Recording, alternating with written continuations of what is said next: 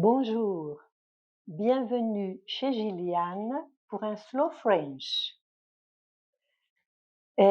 Parêntese, a tradução está na descrição do vídeo. Aujourd'hui, c'est notre première rencontre et je vais vous parler un peu de moi et de ce que je vais vous proposer dans cette série de vidéos. Je m'appelle Gilliane, je suis professeure de français au Brésil depuis pratiquement 50 ans.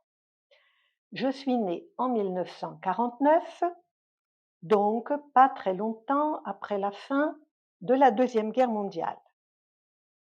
J'ai vécu et étudié à Paris jusqu'à l'âge de 24 ans.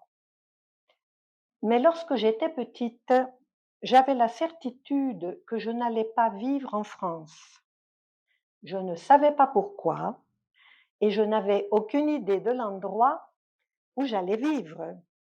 Cependant, c'était une évidence, ce ne serait pas dans mon pays d'origine.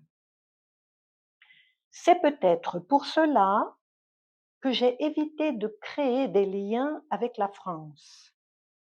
Et en particulier, j'ai suivi des études qui n'avaient pas grand-chose à voir avec mes intérêts réels. J'ai étudié la comptabilité, la publicité et l'économie politique, alors que mon cœur me portait vers les arts. Mon intuition d'enfance s'est concrétisée en 1973, lorsque je suis venue vivre au Brésil, à São Paulo, après avoir rencontré à Paris un Brésilien qui est devenu mon mari. J'ai assez rapidement intégré l'Alliance française, où j'ai travaillé comme professeur pendant 12 ans. Ensuite, j'ai continué à enseigner, mais en donnant des cours privés.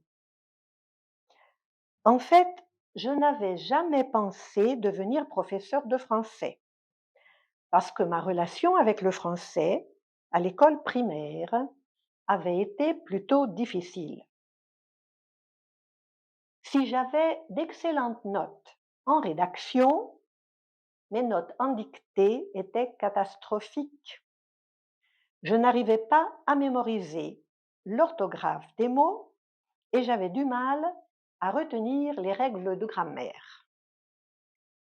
Heureusement, de nos jours, le problème de l'orthographe est facilement résolu grâce aux dictionnaires numériques et je les consulte chaque fois que c'est nécessaire. Par contre, lorsque j'ai dû moi-même enseigner la grammaire, il a fallu que je trouve un moyen d'organiser les informations à ma manière. Il fallait absolument que je les rende intelligibles, aussi bien pour moi que pour les autres. J'ai donc fini, petit à petit, par monter un polycopier que j'utilise aujourd'hui encore avec mes élèves. Il se trouve que récemment, j'ai éprouvé le désir de partager ce matériel avec un plus grand nombre de personnes. Il m'a semblé que le fait qu'il ait été élaboré à partir d'une expérience personnelle et non pas à partir de la nomenclature officielle pouvait bien s'avérer utile pour une majorité d'apprenants. Sans compter qu'aujourd'hui, comme une bonne partie des cours ont lieu sur Internet, disposer d'un matériel en ligne est un réel avantage. Mais avant de vous présenter les vidéos sur la phonétique et la grammaire, je viendrai à nouveau partager avec vous quelques-unes de mes expériences. Je vous dirai pourquoi, jusqu'à la Première Guerre mondiale, tous les Français ne parlaient pas français. Je vous donnerai un aperçu du contexte idéologique dans lequel j'ai grandi.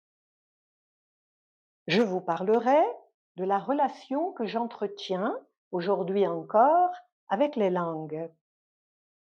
Et enfin, nous verrons pourquoi apprendre le français revient à étudier deux langues en une. En dehors de mon travail comme professeur de français, je développe des activités artistiques et de recherche dans les domaines de la santé, de la transmission du savoir et de la spiritualité. Le panneau que vous voyez derrière moi fait partie de ces productions. En attendant de nous retrouver, si vous avez aimé cette vidéo, n'hésitez pas à vous abonner et à la partager avec les gens que vous connaissez et qui aiment le français. À bientôt.